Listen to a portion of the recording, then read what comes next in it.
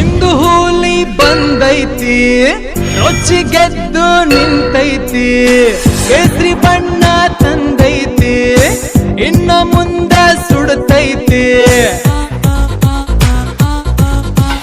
ಗೋಮಾತೆಯ ರಕ್ಷಕನಿವನು, ಕಟ್ಟಾರಾಮನ ಭಕ್ತನು, ಬಡವರ ಪಾಲಿಗೆ ಸೇವಕನಿವನು, ನಮಗೆಲ್ಲ ನಾಯಕನು.